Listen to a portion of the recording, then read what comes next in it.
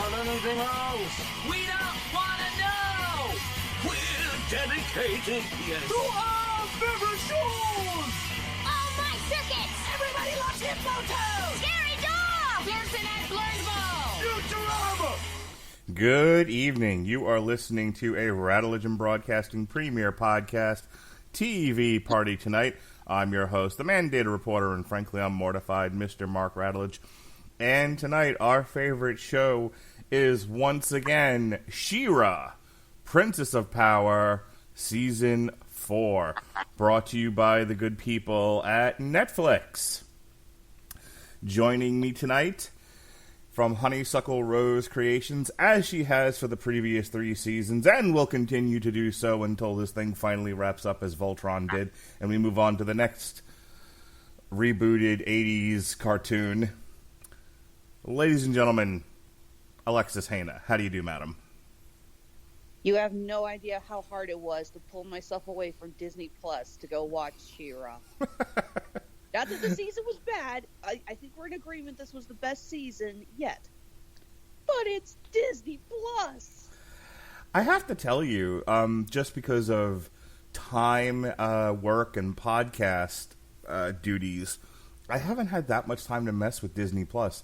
The last 2 nights I've actually, if I don't do the normal routine of putting on Family Guy to go to bed, I've been watching the new Elijah Schlesinger stand-up from Netflix, and then I think before that, an older Elijah Schlesinger Netflix performance. I haven't messed that much with Disney Plus.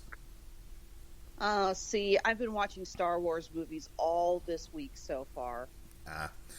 I want to sit my daughter down and see if I can get her to watch the Force Awakens and The Last Jedi, to see if I can keep her attention long enough to maybe get her interested in seeing The Rise of Skywalker. We'll see. It's been a tough row to hoe with them, because occasionally they show glimpses of being interested in Star Wars. They like a character here or a character there, and then there's no follow-up. They're just going, meh. Oh, I know exactly what you mean. I contacted my sister, who, remember, is 17, and we were buying tickets for the Rise of Skywalker premiere night. And I said, hey, do you want me to get you a ticket to come with us? You'll be on winter break, so you can go out on a Thursday night. And she actually gave me this whole, I haven't really been watching the movies that much, and I'm really not into it. And I'm just sitting there going, and you're related to me, how? Clearly you're not hearing me. I said Star Wars. Yeah, it's like, I love you, but I don't want to admit that you're my sister if you won't come with me on premiere night dressed up as Princess Amidala. Or Queen Amidala, or whoever. She was the queen, darling. That's what all the people say. Yeah, sorry, Freudian slip, because I almost said Princess Leia, but then I wanted to go with the obscure reference, and I combined the two. It happens. I think for my kids, they like the peripheral Star Wars stuff. They like lightsabers because they like to hit each other with bats. That's just because of how you're raising them, of course. Yeah, sure. Get woke or get punched, baby. My son likes the image of Darth Vader. We've actually been reading the Golden Books for Star Wars, and he's been bringing them to me. I send him into his room. I don't know what's going to come out of there. Could be Paw Patrol, could be dinosaurs, could be Marvel stuff. But the last couple of nights, he's grabbed a Star Wars book. So, there might be hope here. There might be a new hope. No. She-Ra, Season 4. So when we last left She-Ra in Season 3, it was August 2nd, 2019, and it was the episode The Portal, where Entrapta... I refresh my memory on this, but I believe Entrapta figured out that if they opened this portal, they were going to shred the universe, and Catra ended up opening it anyway to prove her worth to Hordak. Something like that. And then Queen, and I always mispronounce her name, and I always wanted to say just Angela, because that's obviously the way it was written, but it's Angela. You got to put the emphasis on the right letter. Manages to sacrifice herself to stop the portal from destroying the world, and the signal has gotten out to Horde Prime about where Hordak is. So when we last left, Glimmer was going to become queen, and Horde Prime was on his way. So this picks up sometime later. First of all, this season debuted on November 5th, 2019.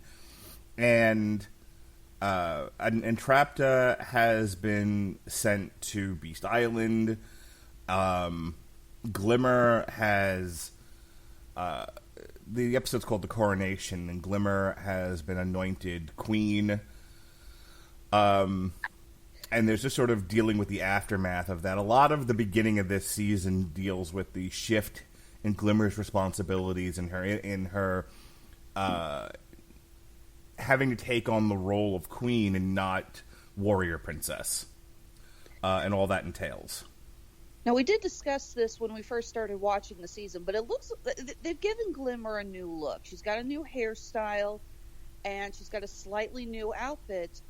But looking at it, I was trying to figure out, it looks like they slimmed her down a little bit, but I'm having trouble figuring out if that's just because of the new look. I got the impression they aged her up a bit. Like, I don't know how much time passes between the portal and the coronation, but it does seem like it's several months later. And she looks thinner. She looks taller. I don't know how they managed to do that, because she's really squat for the first 3 seasons. I didn't realize this until later episode, because you really don't notice it. That she's wearing heels now. She's always worn flats. She's wearing high-heeled boots now. Mm-hmm. So that might be part of it. But and I guess part of it also is the outfit. She's always worn those little shorts. And now she's wearing, I guess, leggings or tights or whatever you want to call it. And those do give more of an illusion of her being taller and thinner. Yes. They also, but her face doesn't seem nearly as round and childish. I don't know if this was the intention of the animators or not, and clearly she would not have aged that much in just a few months. But she looks more, and I don't want this to get taken the wrong way, but she looks more womanly and less childlike now than she did the previous 3 seasons. No, I agree. I always felt that they really, I mean, obviously, we don't really know how old any of these characters are, and I really think they're going out of their way to keep it like that. But I always got the impression that Glimmer was maybe the youngest. You really see, especially, I remember the Princess Prom episode where she's wearing her dress, and I remember looking at it going, wow, you look like a elementary school kid who just found the dress up, the dress up clothes or something. Yeah. But yeah, she really does look a lot older. And, maybe the whole thing with her face is just the hairstyle. Maybe changing her hair just that little bit and giving her that sort of crown thing does give the illusion that her face is less round. What I liked about Glimmer's storyline in this, from soup to nuts, because it starts with she's having a hard time, and this is a very common thing for those who were warriors in the field and now must ascend to a position of leadership of the kingdom. This was true of Thor, in his arc between the Dark World and, I mean, I guess you could say it started with the first Thor movie, but from Thor to Infinity Endgame. You had this guy who kept being told, you're going to be king, and a lot of his arc has to do with the fact that he eventually has to lead these people, which isn't something he's comfortable with or something he really wants to do deep down inside.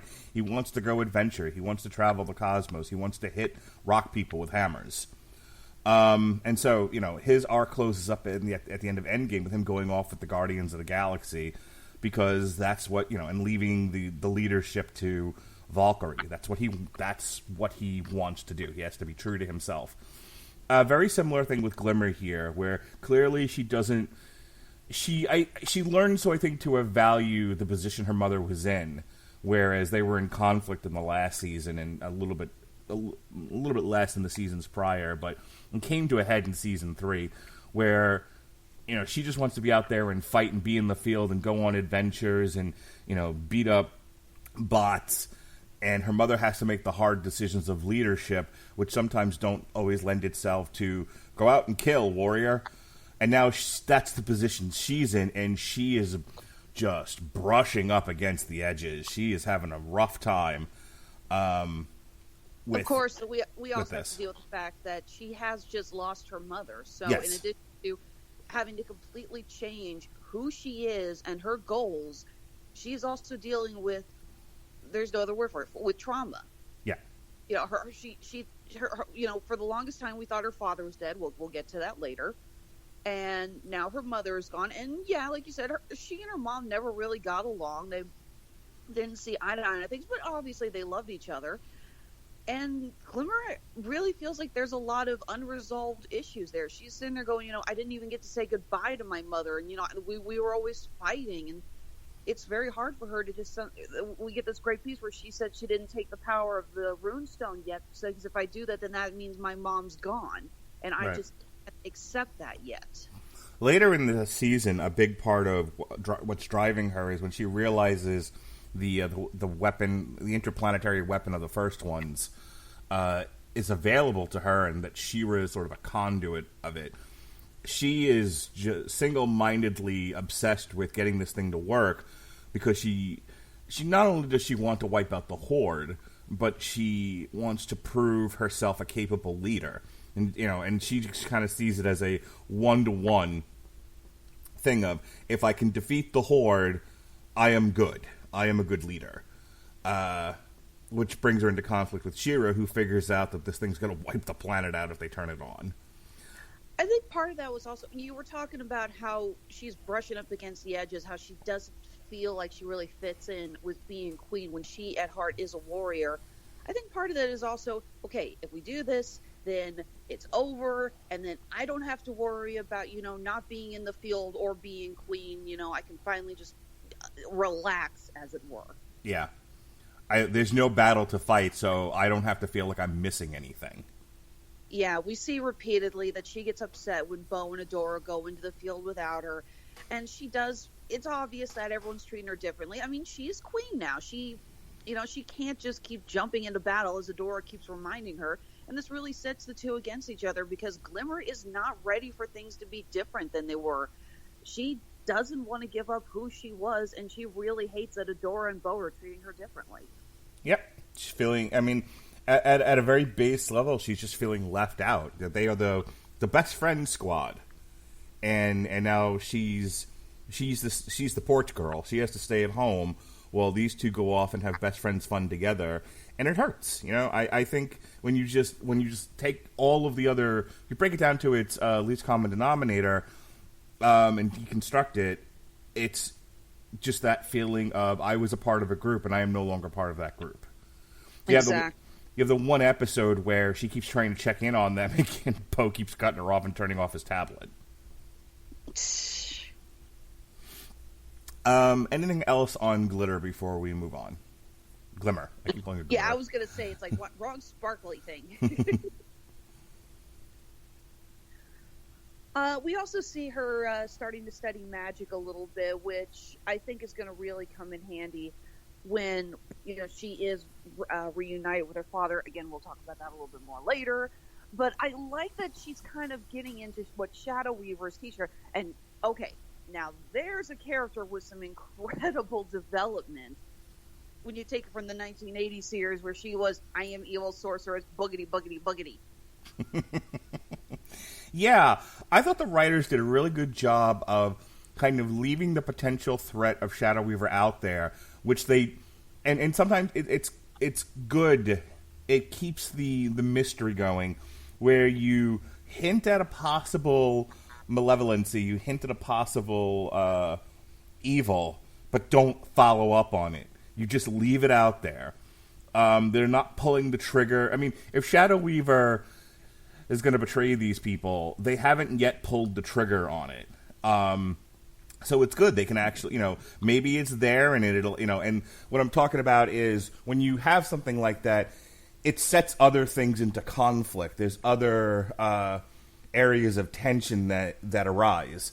And so it's not always good to pull the trigger on those things because now you've removed that source of tension, which I liked. I liked the fact that Shadow Weaver spent the entire season genuinely trying to be a decent person and trying to genuinely help Glimmer, and you don't know if there's a plot afoot. Yeah. Now, do you think there's a chance that Shadow Weaver is playing the long game, that she's going to betray the rebellion? Most assuredly. But I think once she was ousted from the Horde, she realized that in order for her to be successful, she needs to use these dimwits to knock the Horde out, and then she can take over.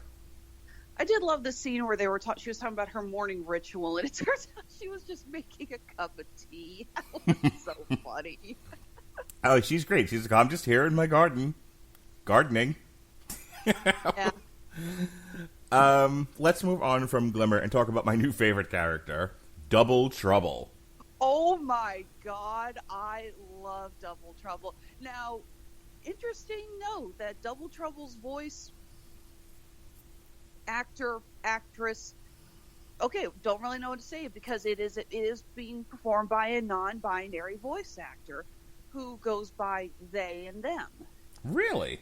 Can you flesh that out for me a little bit more? I know nothing about this, and now I feel bad for barking at my daughter. It's clearly a girl. Stop asking me, because she kept going.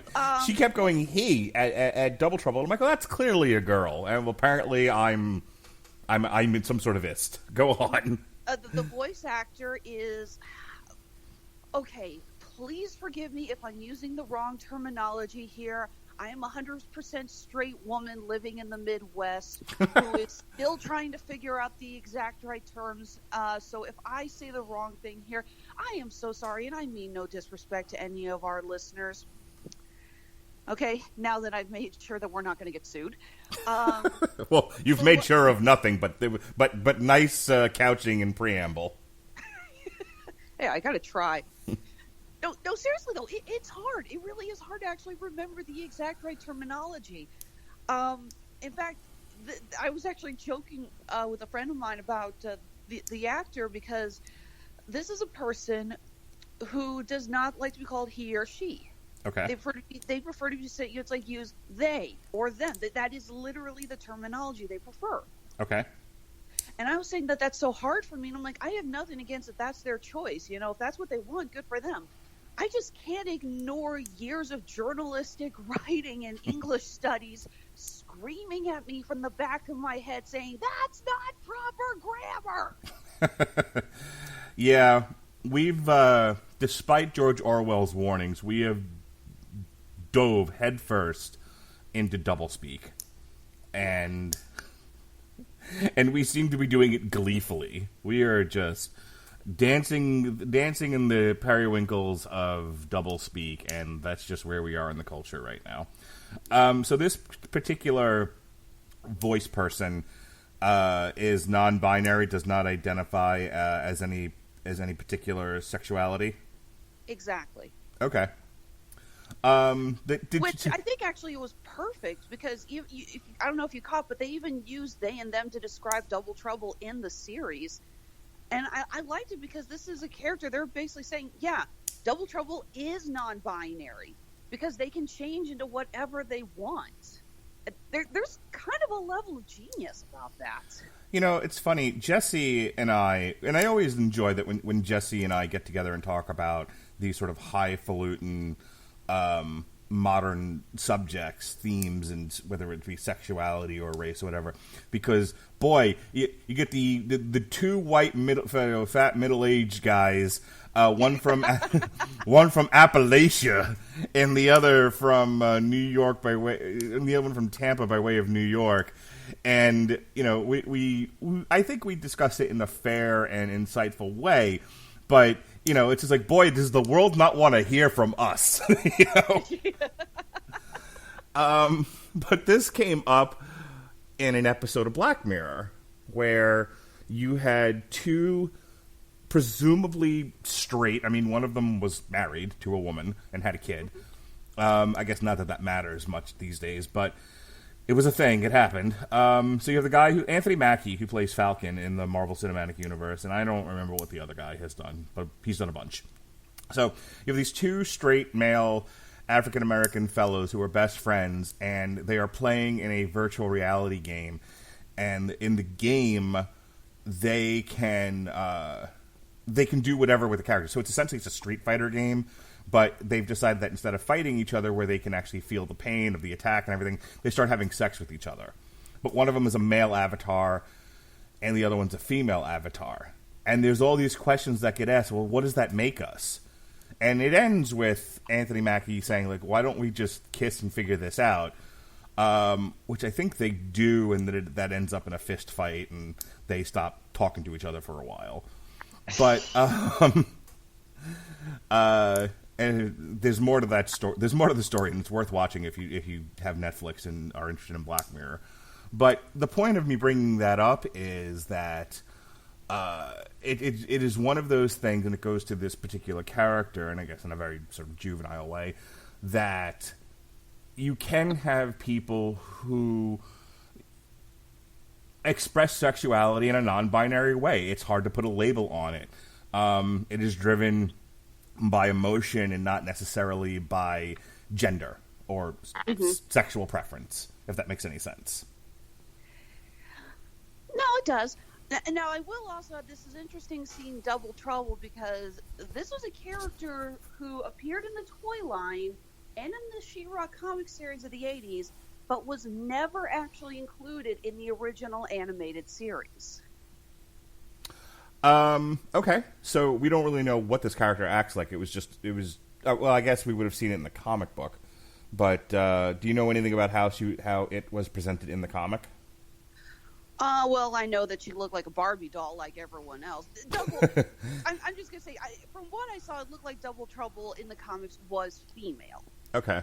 So, and that was the impression I got from watching this cartoon, for whatever that's worth. Yeah. I will say, I did love that voice actor. They did a phenomenal job. Everything they said was just dripping with, oh my God, I can't even describe it, but I loved it. I love the chaotic neutral alignment. Yes, thank you. Of she's helping Catra out because she sees an advantage in doing so, and it gives her an opportunity. This character is driven by performance. If I can get away with this long enough and convince people long enough, then that gives me value as an entity, as a dramatic performer. I thought that was fantastic. It's one of the reasons I loved her so much. Like there's no malevolency as such. The situation presented itself, and it gave her an opportunity to act. And and when the tables turn and she realized that the rebellion is holding on to this giant weapon that's going to wipe out the Horde, she was like, well, deuces. I'm not on his side. I'm on my side. And yeah, they say flat out, I am going with the side that's going to win. Now, I will add that I thought that Double Trouble's switch was... It took me an episode and a half to realize what happened. Because we have one of the guards coming in and going, Double Trouble's escaped, and Double Trouble shows up in the fright zone and tells Catra, okay, now's our time to attack. And then sends a signal to Glimmer, and I was like, wait, did she just... Huh? It wasn't until the next episode where they admitted, okay, yeah, I'm on the rebellion side now. I was like, oh, okay, that's what happened. I guess I could have... I kind of wish there was a scene where maybe Glimmer or Shadow Weaver was talking to them, and you see a little flicker of down their face, like, oh, maybe I should think about this or something, you know? Yeah, I mean, I hear what you're saying. I think I didn't care as much because I didn't think it was important at that point. Because the point of the whole turn was, I'm not helping you anymore, you're never going to win. They have a Death Star, essentially. Yeah. So, why she felt the need to have the Horde ambushed, I never understood. Like, you're not ingratiating yourself to the rebels. you're just fucking the Horde at that point. So and I think that's why, like, normally these are the sort of things I go, well, I wish they'd shown more of that. And it's like, no, not only was this not, the only thing it served was to show the double nature of Double Trouble. They needed something for her to do to show that she, really was chaotic neutral and not to be trusted, which was effective in that sense. But in terms of the larger plot, as I said, didn't understand what the point of it was, and B, I guess they needed a way for the Horde to get wiped out so that we can move on to the next story. Because I was gonna say the Horde is pretty much done. We have Scorpia, who has fled. We find out that our three main Horde soldiers have essentially said, okay, you know what? We're done. Catra's insane. We're out of here. Right. I don't think they're going to join the rebellion, but it's clear that they're not going to be in the fight anymore. So, and the majority of the bots we see were more than likely destroyed by the Princess Alliance. So, yeah, Season 5, we're going to get Horde Prime as our new baddie, which I'm actually quite glad for, because I don't think I could take another season of Catra bosses everyone around. Yeah, this is what happened with Voltron after a couple of seasons of, and now at this point I don't remember who the main bad guy was, but the main bad guy from the first few seasons, it was like, well, if they don't defeat him and move on to somebody else, this is going to get boring real fast. This was the problem with a lot of cartoons in the 80s. For how many seasons, just as an example, for how many seasons He-Man ran, it was always He-Man versus Skeletor. G.I. Joe broke it up a little bit because you had Cobra Commander, who was there for a while, and then they brought in Serpentor, and Serpentor was kind of there, and they got rid of Cobra Commander in the G.I. Joe movie for a little bit, and they ended up bringing him back. Transformers was kind of the same thing. For the longest time, it was Megatron. Then they killed Megatron and recreated him with Galvatron. Then I want to say they got rid of Galvatron at one point, and somebody else took over. So they had to, every once in a while, the point is you got to update the bad guy and do something else. Or like with the first thing of Power Rangers, like you can't just have them fighting Rita Repulsa the whole time. Eventually they bring in Lord Zed, and then they just keep bringing in more and more after that. Yeah, you have to keep building up the villain. People are not going to want to just see the same people get their butts kicked every episode. Right, and so that goes back to like the He-Man thing, and I don't know if they did the same thing with She-Ra or how long it even lasted. I don't think it lasted all that long. But I think Skeletor was the only villain in the He-Man cartoon until the thing was canceled. So the fact that they've, after 4 seasons, we've done all we're going to do with Hordak, and they've really taken the piss out of that character at this point. He is no longer... Go ahead. Side note, I love the design of Horde Prime with the extra eyes on one side of the face. That was so cool. He does have a very cool look. At this point, Hordak holds no menace. And they started with Catra attacking him, which was a great scene, by the way. She's flickering the lights, and she just jumps on him, and he rips out, I guess, like his battery. And now he's having a hard time breathing at this point. And it's like, well, okay, well now there's no menace here. At this point, either Hordak has to kill Catra, or you've got to do away with Hordak. There is no more greater malevolency here. And Catra, they went from making her a sort of larger threat to the peace of the planet and the continued existence of the rebellion to she's just crazy. She is a lunatic who has driven everybody away, and in a lot of ways is responsible for the Horde falling apart. Absolutely. And again, she's crazy as hell, but she is still a very well-defined character. I love we see all the scenes for breaking down and crying. We finally see her throwing away her weird crown headband thing, just flailing on the floor. This is a character. She knows that she is screwed up. She knows that she is to blame, but she can't accept it. We had that great scene with Double Trouble coming in, posing as all the different characters, saying it's like, everyone left, but you keep blaming all of them and saying it's their fault. You ever stop them on, maybe it's you? And I'm just going to say it. That was a very powerful message that I have seen so many people have that exact same problem.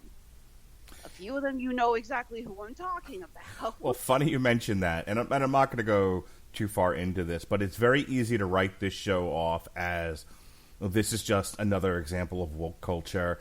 This is for a very niche audience, and you're half right. This is a very niche audience. It's, I will often bring up a thing to talk about when it makes the news for pissing somebody off. This was one of them. The other one was Insatiable. So I don't know, if She-Ra hadn't raised the ire of certain folks in the media for its, and I'm going to just use the term that's used in the media, its queer nature, I don't know if I would have bothered, but the other side of it is I have an 8-year-old daughter who was very interested in it, and it's one of those things that we watch together. So I might have watched it anyway. I don't know if I would have brought myself to talk about it had it not been a thing initially, but I more than likely would have watched anyway because we like watching it together. And the point that I'm making here is it's very easy to write this off, and eye roll at it, but it's actually a very well-written show. Robert Winfrey and I, who's definitely a hypercritical guy, thought Voltron was very well-written. This is the second group of people, the second show under the DreamWorks banner, and not that it's a continuation of the Voltron story, they're two separate things, but they're bringing in like high-quality writers and producers for these shows, and they haven't failed me yet. Between this and Voltron, and I'm not sure if there's any others under the same flag, these are not poorly written. These are not kiddie. They deal with some pretty hefty subjects. Absolutely. And I love that the character development feels natural to the plot. This isn't a case of where they suddenly stop the episode so somebody can go into introspective, existential crisis or something. Yeah, it really does feel natural. And, let's talk about who probably has had some of the best character development, Scorpia. Yeah. Boy, did Scorpia finally step into her own and out of being kind of a jokey side character. I tell you, the actress that plays her had a great line in this, and it's such a simple line, but her reading on it and how the art represented, how the animation was created for that character in that moment, I was like, wow, that could have been really dramatic and over the top, but they did it very subtle, and it was extremely effective. She's talking to Catra, and she's trying to get Catra to go after Entrapta, and without realizing that Catra is the reason Entrapta is in Beast Island. And they're kind of going back and forth, and finally, Catra says something really hurtful to Scorpia, and Scorpia just kind of looks down and goes, "You're a bad friend," and just walks away. Well, I did kind of like, because Catra can't get Entrapta back, because by doing that, she'd have to admit to Hordak that Entrapta did not betray them. She's caught in her lies. Again, Catra is being very well done. She knows she is messed up. She knows that she has made every bad decision. But A, she can't admit it to herself, and B, she knows that if she admits to the others, she's going to lose everything. She has caught herself in a web of no win, and she cannot do anything to get out. Yeah. There was once an episode of Raw where, after having won the Survivor Series and beaten the Invasion, Vince McMahon comes out gloating in his victory and says, "Nothing can stop me now," and out walks Ric Flair, who says, "I own half the company." And Vince McMahon very famously has this reaction of, like, he's tugging on his ear, and he conveys this source of, my whole world is falling apart. And they do a great job of that with Catra, to where, the longer this goes and the more people walk away from her, the more she, in this animated character, you do get the sense of her whole world is just collapsing around her. Mm-hmm. and the lies and fabrication she's built around herself, and told herself that she is one way when she is, being shown to be another, is all starting. The ruse is starting to collapse around her. Like I said, the fabrication is all crumbling, and she's just left with this truth. And that's what made that scene with Double Trouble so effective, is they just put it right out there, and she couldn't run from it any further. Yeah, but of course, in comes Horde Prime to provide her with it, not an excuse, but a chance to put it off just a little longer. Well, they've spent 4 seasons of her screwing the rebellion every way but loose. And now now she's in this position of, my enemy is my friend. They're all, in trouble with Horde Prime. So there'll be a lot of, what I talked about with Shadow Weaver, there'll be a lot of that tension just hanging in the air of somebody who's just been a bastard for 4 seasons and now has to be your ally or you're all going to die. So I'm anxious to see how that's used in Season 5. I'm sure we're going to get a lot of, well, I don't trust you, and I don't trust you either. Okay, well, we have to move on from this. But again, going back to Scorpia, I love little scenes of her with Emily, the robot, where she's just finally confessing everything that's on her mind. She talks about her background as a princess. And yeah, everyone forgets, Scorpia is a princess. She was supposed to be part of the Princess Alliance, but her family basically sold her to the Horde. Yeah, I'm hoping that, they say the Fright Zone's actually her territory. And now with the Horde gone, I'm curious to see if the writers follow up on that at all and see if she restores the Fright Zone to its former glory or whatever. See if there's more. I don't know who the Fright Zone people are. That's the other part of this is, we've met Perfuma and Mermista and everybody, but you don't really get a sense of who lives in these places. Unless it's one of those deals where, the heroes go into a village to save the people, which is how they met Double Trouble / Flutterina in the first place. Which, great use of the Flutterina character, by the way. That did kind of, kill me a little inside, because Flutterina was probably one of the most useless characters in the 1980s series. She's like, I can fly and I can summon butterflies and I exist to be an action figure. Yeah. There is some legit criticism of the old She-Ra cartoon being a bit silly. But just not really understanding its audience. Not really sure what they were going for here. They're like, oh, girls like butterflies. This will work. All right, sure. But they don't. But you don't. Like I said, that's like my only real complaint about some of how this is done is, while it's very character driven and relationship focused, which is good and what makes for good drama. I don't get a sense of how this world really operates. And, that's fine. We didn't get a chance to really know how every world that you experienced in Star Trek worked either. They just did, and you got enough of it to get the plot going, and that was all you needed. So, but there are certain things I wish they would explore a little bit further. So, like, if the people who lived in the Fright Zone were driven off by the Horde, I'd like to know where they went and if they're coming back. Just something to think about for the future. Exactly. But Scorpia, yeah, she they did a lot with her. She kind of was this Catra sidekick for so long. It was nice to see them focus on her and give her something to do, even if she was being manipulated into bonding with the Garnet so they could get the Death Star working. Not to mention really tackling the concept of a codependent, abusive relationship. Yeah. So I'm sorry, that's all I saw. I mean, we've joked on this show when we reviewed past series about Lyra and Bon bonding, the whole concept of are they or are they not, and how often Scorpio says, yeah, we're going to be best friends. I'm like, best friends, world's biggest quotation marks. Just say what it really is. But watching her repeatedly get insulted and then just go back to saying, oh, she just needs to calm down. She didn't really mean it and everything.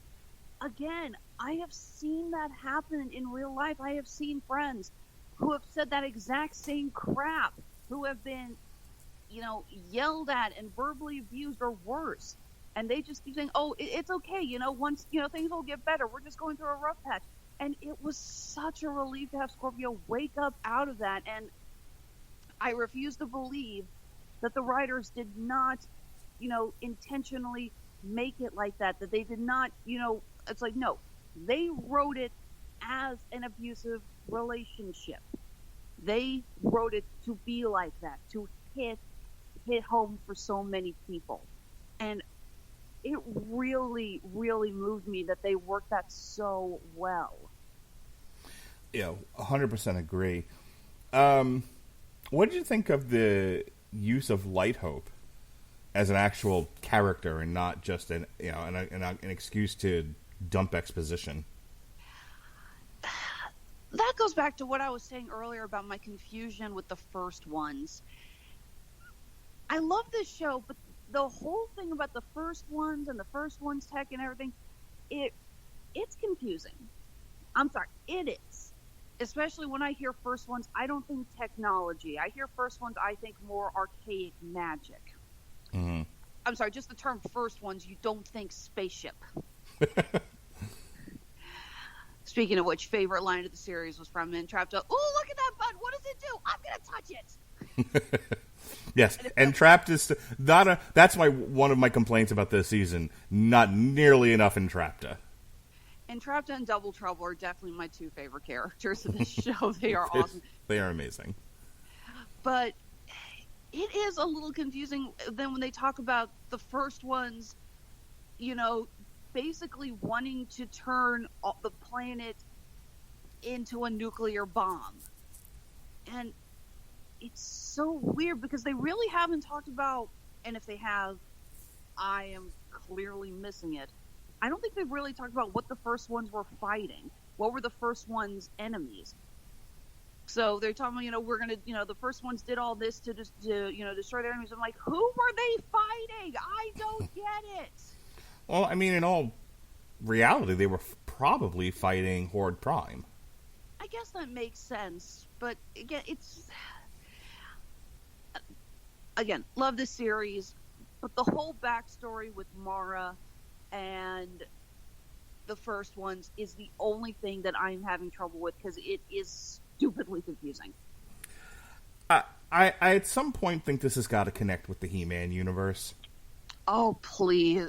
We've been saying this for the last few episodes, and we keep hearing the news about what's going on with the He-Man series and Kevin Smith's He-Man movie. I'm like, just connect them already and have Eternia show up. Well, I feel like I'm just going to throw this out there as a bit of fantasy booking, but we'll see what happens. But I feel like the whole race of people started out on Eternia. They developed space travel, and then they came to this planet and they settled it, and it became Etheria. And they and Horde Prime took notice of them, and for whatever the reasons were, they sent themselves into this pocket dimension to escape Horde Prime.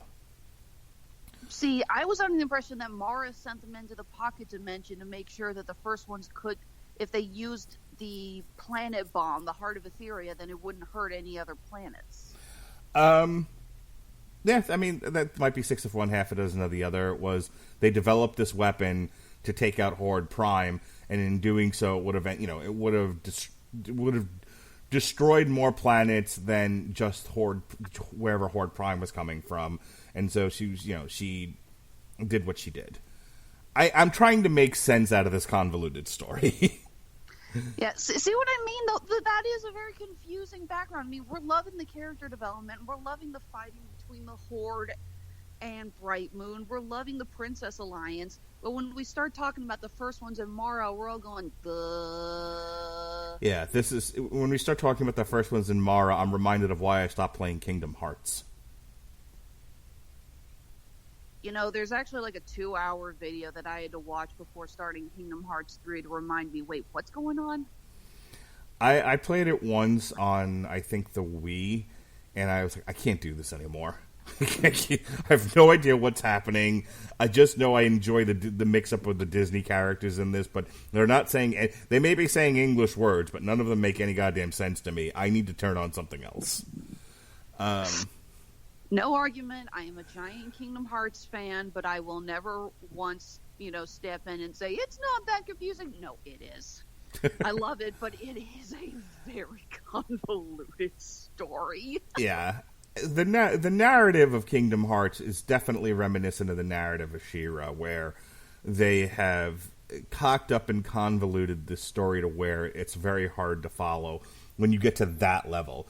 Like, the ground floor detail is fine enough. Like, when you're, as you said, when you're keeping up with the relationships or whatever, that's all easy to follow. When it gets into the lore, it's like, especially when the episode Hero, where they explain all that, and they have Raz as the unreliable narrator who keeps floating in and out of time. Well, it was visually interesting and makes Raz kind of a fun character to follow around and see what she's talking about. And I like little things like, like you promised today you would make the pie with me. Why today? Because today's the day. Like, she's very Yoda-ish, which I guess was probably their analog to create this character. However, as an unreliable narrator is not a great place to dump exposition. I will say that I like the idea that Roz is, when she's getting her flashes, it's not through time constraint. I love that she's like, oh, wait, is this the first day I met you? Oh, okay, so this is the first day I met you.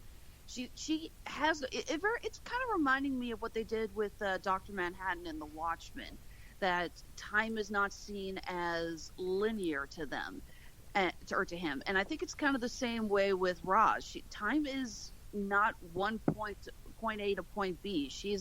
Keeps going in and out of different periods, and she has to keep reminding herself, okay, so where in the past am I now? Where in the future am I now? And I really like that. It's confusing as hell, but I like it. So the last thing I want to bring up here, the last two things, is because we need to talk about Glimmer's dad being found or whatever, and that whole episode, but this was bizarrely not a heavy She-Ra season, which I think is good, and they've done that with Voltron as well, where they took the emphasis. They would spend at least part of a season taking the emphasis off of Voltron. They were there, they were doing Voltron things, but they had to focus on other parts of the story in order to get to the next big chapter. And while I would not call the 13 episodes of this season of She-Ra transitional, I feel like this is the end of Book 1. And whatever Season 5 turns out to be is the beginning of Book 2. But in doing so, they really minimized a lot of She-Ra. You have the little bits of her dealing with Light Hope, which is what we were talking about a few minutes ago, as far as Light Hope just stopped being just an AI with whose purpose is to dump exposition, and kind of became a real character with an agenda, which I thought was an interesting way to go. But besides all that, you have that bit of it focuses on Adora and She-Ra, but the rest of it, she does there to do action stuff, but the rest of it, there's so much with Glimmer and Scorpion, Catra, and Double Trouble that there isn't a lot of focus on Adora up until the very end, where, with the big theme of this season comes to a head. It's her in conflict with Glimmer, and just two different points of view in conflict with one another. So you have She-Ra, who's come to realize that if they unleash the heart of Etheria, they're going to blow the planet up. And you have Glimmer, who's trying to prove her mettle, and they are clashing. And then trying to figure out where I was going with this, but let me so I don't confuse myself. Let me stop there and think. What did you think of their use of She-Ra this season, and and how things came to a head at the end? Well, again, you're right. We saw a lot more development of the other characters, but again, it felt natural. I love that we get an episode with Perfuma getting character development. Yeah, she couldn't make the cactuses work. Yeah, no, that was actually a great scene when she's talking about that and how she meditates and she's very zen and everything. And again, it feels natural. Side note, I guess they couldn't pay Gina Davis to stay on the show for much longer because Huntara is bye-bye. I guess Oscar-nominated actresses are not cheap. She had work to do with the next season of Glow. I actually don't watch Glow, so I'll take your word for it. No, I'm just making things up now. Oh, okay. No, I had no idea what. It's just like I was just like, oh, okay. Literally when she says I need to stay here in the desert, kind of fix things up. All I could think was, oh, they can't afford Gina Davis anymore. But yeah, we get all these great scenes with all these other characters. Hell, we get some good development out of Mermista. That was a sad episode, man. Yeah, it was, but I did love her bit of taking on, just kind of channeling murder mystery novels. Like, and with every time the lightning strikes, like, how are you doing that? I practiced at home. Lightning crashes. Oh my god, that was so funny. But yeah, it was very sad when you find out that her kingdom has fallen, and it was all, everything was a distraction. Again, I'm going back to Watchmen. I love they're like, we'll stop your invasion of Salinas, and Double Trouble's like, stop it. It's already done. Side note, you're betraying your bingo card that you haven't sung Seahawks song yet. I enjoyed that episode. I don't need to sing it. Yeah, I know, but you always say, I actually was willing to bet, if Robert and I were talking, I would have been willing to bet him that you would have started off this review singing the It's Great to Be Friends with Friends song. Sometimes the muse strikes me, and sometimes it doesn't. That's all I can tell you. What are you talking about? You started off our Zombieland 2 review by doing that freaking zombie chant from the Disney zombie movie. Yes, the muse struck me.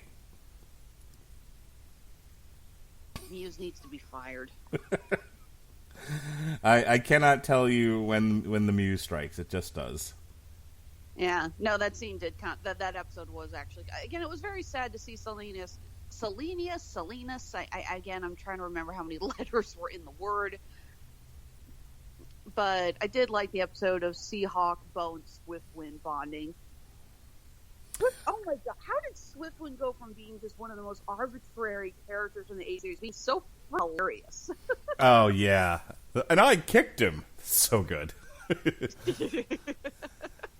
And that's one of the nice things about the show is that while it can get kind of up its own ass with with the lore or whatever, it there is a sense of humor about it.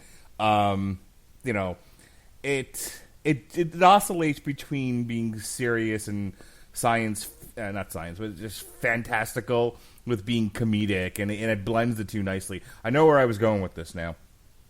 This whole thing leads to the end of She-Ra, right? Adora's in the wake of trying to turn the Death Star off, is what I'm calling it, the heart of Etheria. Mm-hmm. The sword shatters, and to her knowledge, without the sword, she can no longer be She-Ra, so she thinks She-Ra is gone. So that's where we are. That's where we're left. Horde, they're out of the Despondus universe. Horde Prime has Glimmer and Catra. There is no She-Ra, and nobody knows what to do next.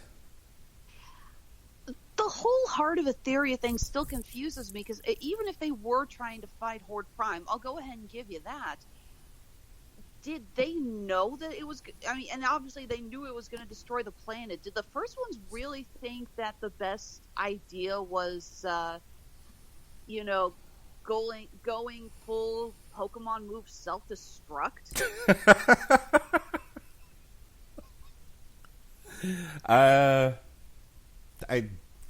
Did the First Order think that putting a cannon in the middle of a planet and destroying a galaxy was the best use of resources?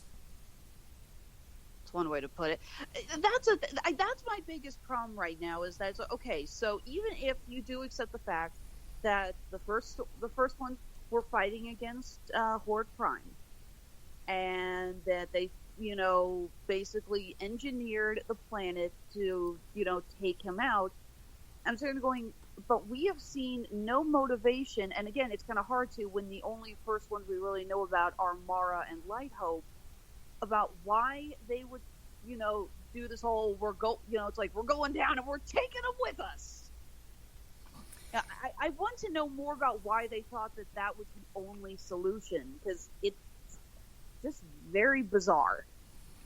Yeah, I couldn't begin to tell you, but I thought it was a bold move to do away with She-Ra in She-Ra's own show. I'm guaranteeing you that she's gonna find out that She-Ra is whoever is destined to be She-Ra. This is a birthright, and you have the power within you. The weapon becomes just a conduit. It's a conduit, Carlos Conduit. You don't know what I'm talking about. We're going Thor Ragnarok with this. Yeah. I have to imagine that's the direction.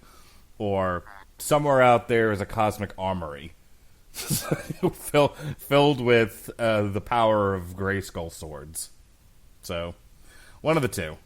Or the third option is she's got to find whoever the sorcerer of Grayskull is to bless another weapon, and then she'll be able to call on the power of She-Ra. The Egyptian bird lady, yep. Yeah, well, it's going in one of those three directions for sure.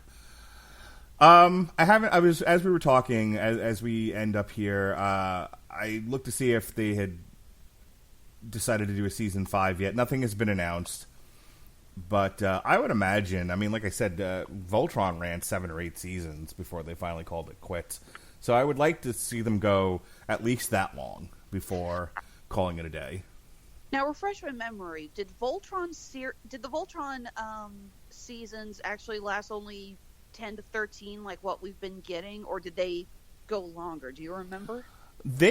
So like the first 1 or 2 seasons went the full 13, and then they did a bunch of half seasons. They were like 6 and 7 seasons apiece. Then the last 2, I feel like they went the full 13 again. Okay, because the way I'm actually looking at this right now is that we had season 1, but when Netflix calls season 2 and season 3, I'm grouping together into season 2, and what we just got done, which they're calling season 4, I say was season 3. I agree with you.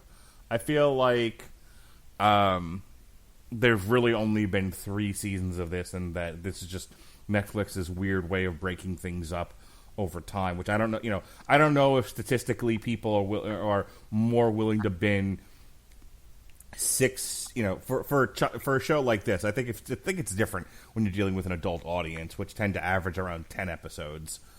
And I know with the Marvel shows, Robert and I, our biggest criticism of the Marvel shows was 10 episodes suited those series a lot better than 13 did. 13 always felt like 3 episodes too long. Agreed. But for this, they might be thinking, well, this is supposed to be a kid audience, and their attention span may not get to 13. I mean, that was a long morning.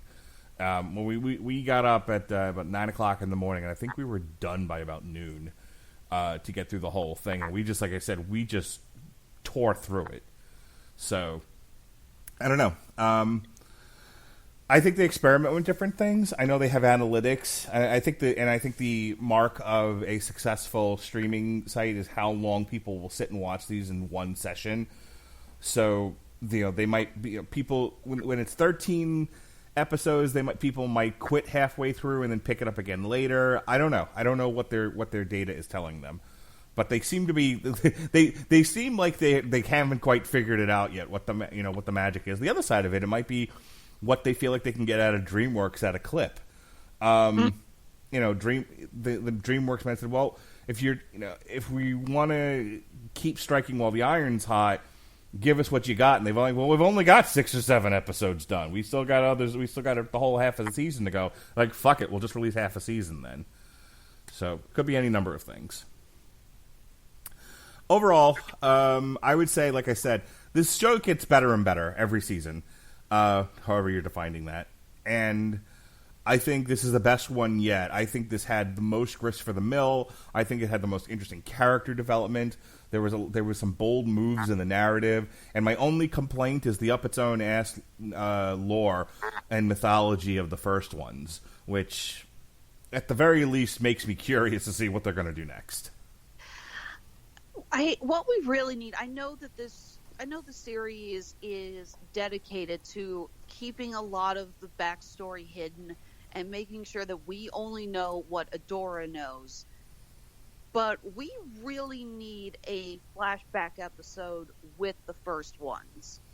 We need an episode completely removed from Adora, Glimmer, and all of them, and just centered totally around the first one, so we can get a better understanding of what was going through their heads. I think that's coming. I hope so. I think that's coming. I think we'll eventually get a fuller, more richer explanation of what's going on. You know, how we got to be where we are right now. So we'll see. Again, your thoughts overall, though. You're absolutely right. The show is getting better and better. They're taking a lot of chances, not only with story-wise, but I would say also with, as I'm sure other people on this network would call it, the wokeness. But it's paying off. Again, nothing really feels like it's being shoehorned in. The natural relationships, the chemistry between the characters, the development of their story arcs, it all feels natural. Again, even we were talking about the whole thing with Double Trouble being, non-binary. Even that didn't come across as, well, I mean, it was maybe a little weird on some scale, but even that's like, nope, that seems like that would, be the way it would go. That seems, that's totally why normal. That's why I brought up the thing about Black Mirror was, if you suddenly have the ability to be any gender you want, any race you want, when you are not confined by the structures of biology, then all bets are off. Why can't you can be gay, you can be straight, you can be both. You are defined by your choices and no longer by random acts of biology. So I think a character who has that kind of power, I think that absolutely tracks. I think it would make sense for her to be like, I'm just whatever I want to be at that moment. I agree. And again, I am loving what they're doing. I love the updates that we're getting to the characters from the 1980s. We were talking about how useless Flutterina was the character. They made frickin' Flutterina an interesting character. Now all we need is Sweet Bee and Peekaboo, and everything's complete. You are much more familiar with these characters than I am. I'm a child of the late 80s, early 90s. What are you going to do? All right. All right, so that's that. I think that wraps up our... Sorry, my mouse just died. I think that wraps up our coverage of She-Ra Season 4. Yep. Yeah, Netflix, according to Netflix, Season 4. According to me, Season 3. Terrific. All right. We weren't confused enough. Go ahead. I gotta throw my mic down for a second, but go ahead and do your plugs. Also, if you're interested in hearing Alexis and I again, in 2 weeks, we will be getting together for another one of these afternoon sessions to discuss the Lady and the Tramp movie. I haven't had a chance to watch that yet because my mom wants to see it, and my parents are refusing to get Disney Plus for one reason or another. So I have to wait for her to come over and watch it with me. Okay, we're gonna watch it on Black Friday evening. All right, go ahead. I gotta throw my headphones down for a second. Go ahead and do your plugs. Okay, I gotta tell you, the first time you said it, I thought you said your mouth died. I'm like, I'm sorry, what? But yes, Honeysuckle Rose Creations, the intersection of geek and chic. We are officially done with the 2019 Comic-Con season. We ended with Anime Week in Atlanta and Grand Rapids Comic-Con. Great shows. We had a lot of fun. I am so glad to be off the road, though, especially with the winter coming in. So, what's next for us? Well, we are going to be doing our big first holiday sale, Black Friday and Cyber Monday. We are going to be doing 20% off everything in both our Etsy store and our Handmade at Amazon store. I am currently adding all of our new merchandise to that. Tons of wire wrap new dies, a few brand new Monopoly and Clue bracelets, and a handful of our new Scrabble tile ribbon chokers. Blech, and I tripped over my own tongue there. Featuring some artwork featuring artwork inspired by Steven Universe and The Mandalorian. By the way, great show. Loving it. Can't wait for us to review it. As always, you can find us on Facebook, Instagram, and Under Protest Twitter. And again, we have stores on Etsy and handmade at Amazon.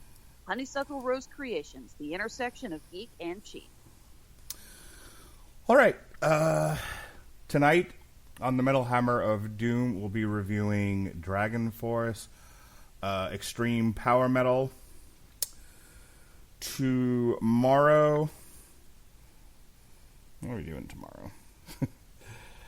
You're the keeper of the calendar, not me. Yeah. Tomorrow is The Boys, Season 1. Did you ever get around to watching The Boys? No, not yet. It's really, really good. I have way too much on my to-watch list. I haven't even started Good Omens yet. Oh, you haven't seen Good Omens yet? I want to finish the book. Ah, okay. Yeah, we had a really good conversation about it. Myself, Al Sedano, and Jesse. We enjoyed the hell out of that. That's up in our archives if people are interested. So this Thursday, here's what we've done this week. We did The Boys, Volume 1, Name of the Game. That was Jesse and Gavin Napier from the Casual Heroes. Robert and I, once again, went over 2 hours. Only 2 hours and 20 minutes this time, because we had a pretty good discussion about Ford versus Ferrari, but we also had to talk about the Charlie's Angels thing and Elizabeth Banks and 37 Spider-Man movies and all of that. Sorry again, I had to bail on the Doctor Sleep review, by the way. It's fine. It only went 3 hours. It's fine. Well, what can I say? I got literally trapped in a hotel with bed bugs. Yuck. This Saturday, after NXT War Games concludes, myself and Robert Winfrey will be doing boxing coverage of Deontay Wilder versus Luis Ortiz 2 on pay-per-view. You can check that out. Next week, we're going to bring the motherfucking ruckus. You ready, Alexis Hejna? You ready to bring the motherfucking ruckus? Maybe. On Monday, TV Party Tonight, Wu-Tang, an American Saga, which is the first season's on Hulu right now. We're also going to be doing something interesting here on the Radulich Broadcasting Network, part 1 of a series. Myself and Pat Mullen will be taking the long, strange trip through the history of heavyweight boxing. So, starting with the black and white era. So he sent me a whole bunch of stuff I got to watch. We're going to talk about it then. On the 26th, we've got Survivor Series weekend. We'll talk about NXT War Games, and Survivor Series. Brand Supremacy is what they're calling it. And then finally, myself and Jesse Starcher, the night before Thanksgiving, we will do our annual turkey show. This year, not something silly, but something amazing. Wu-Tang Clan. Enter the Wu-Tang 36 Chambers. So go ahead and check that out. And as I said, we've got Teen Titans Book 1 by Jeff Johns, Knives Out on December 3rd, Rings of Saturn, get 'em, and December 4th, myself and Alexis Hejna will be talking Lady and the Tramp. Thursday, Teen Titans Season 2, and then Saturday, myself and Robert Winfrey will be doing some coverage for UFC Fight Night, Overeem versus Rosenstruck. Boom, heavyweights. So how much is Robert rejoicing that you're not requiring him to review Frozen 2? He's fine. It's fine. Everything's fine. I think it was one of those deals where we both just didn't. It became a thing of there just wasn't room on the calendar anymore, and so it was like, why put ourselves through this when there's no room? And I didn't want to push to try to create room for it, so. Well, not to mention with next week being Thanksgiving and all, we probably do deserve just the tiniest of a break. Well, that's the other thing is I actually I'm working, and my wife was like, "Do you want me to wait to take the kids to go see Frozen 2, or are you going to see it with us?" I'm like, "I can't. I'm working, and if you wait for me to see it, the kids are never going to see this thing. So just go, I tell you." And she was like, "All right, we'll just go without you." I mean, it's one of those where if I was off, I would go, and I would happily go and take my kids. But if you're asking me personally, like, do I care? Not really. I'm kind of, I saw the first Frozen. It was fine. It made $1 billion, so of course they're going to do a second one. But, do you think I have any earthly urge to go see it? Not really. Yeah. I'm probably going to see it for the same reason I sat through Batman v Superman. Because I feel I have an obligation so I can actually discuss it with my customers. Yeah. I mean, do you realize how many people still cosplay as Elsa and Anna? There is already, the last 2 shows I did, Atlanta and Grand Rapids, there were already at least a dozen people cosplaying, wearing their outfits from Frozen 2. They designed them from the trailers and from the toys. Really? Yeah. Huh. Yeah, you know that new periwinkle jacket and pants that Elsa's wearing in the trailer? Mm-hmm. That is the new popular cosplay, and they got the details down. Again, all they had were the dolls and the trailers for references. Like I said, if it's one of those things where there's the benefit of having seen it, so that in your case you can talk about it with your customers. Sure. And if we were doing it on the podcast, I'd be going to see it, and I wouldn't complain about it. I think independent. Once I said we're not doing it, I was like, okay, well, there went any urge for me to go see this thing. I'll give you that. I'm actually going to go see Dr. Sleep this weekend. Since I didn't get a chance to see it because of the bed bugs, my husband does want to see it. So I said, okay, look, how about we just hold off and we'll go see it over, the weekend before Thanksgiving. Enjoy. It's 2/3 of a good movie. That's what I've heard. All right, folks, thanks for joining us here on TV Party tonight. I want to thank Alexis Hejna for hanging out with me for an hour and reviewing Season 4. Hopefully we'll be back for Season 5. Be well, be safe, and behave.